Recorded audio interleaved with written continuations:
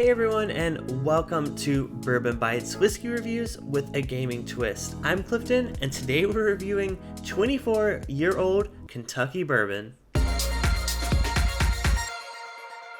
So while this is an undisclosed distillery that made this bourbon, we do know it is a pre-fire bourbon. So we don't really know, where it came from. Gigantic flames coming from this distillery fire. Who was making this whiskey? It has to be a grave concern at this distillery. It's really up in the air. It's never been announced. That's the whole distillery building down at the bottom. And there's little anyone can do. But we do know that it was distilled in 1994. And bottled in September of 2020. So we do know that this bourbon aged for 12 years in Kentucky, but then it was actually transported to Scotland for an additional 12 years to age in that oak.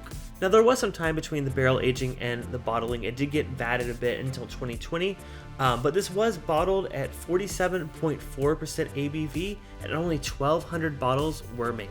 So the MSRP on this was $295, which is absolutely the most expensive bottle I've ever bought. But I know Single Cask Nation has a fantastic reputation, so I knew I had to get my hands on some pre-fire 24-year-old bourbon. But now's the moment of truth. Is it worth the price I paid? Let's find out. Now, color-wise, this is dark. I mean, one of the darkest, bourbons I've ever seen. Which of course makes a lot of sense, being 24 years old. Now, they did age it 12 years in Kentucky and then transition it to Scotland. I know Scotland has a bit more of a moderate climate, so it's not in and out of the barrel as much as if it had been just in Kentucky for 24 years. Oftentimes we hear about Kentucky bourbon being a bit over-oaked, so I'm thinking that with this going over to Scotland, it kind of helped mitigate that.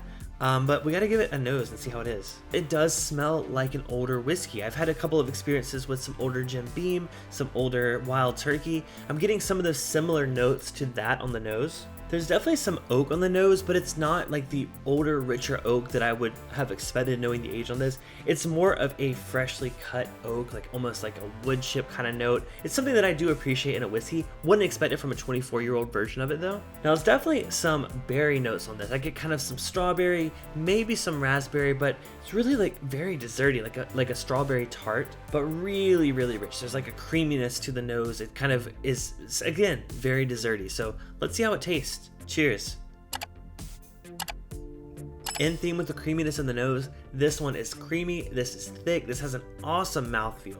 Surprisingly, again, not as oaky as I would have thought just up front. I mean, I'm used to the older releases from other distilleries being super oak forward, but this one, maybe that time in Scotland did it really well. But on the mid palate, it's definitely got that leather kind of, I always call it like a library note. It's like going into an old library, opening a dusty book, kind of that like leather bound book kind of note there.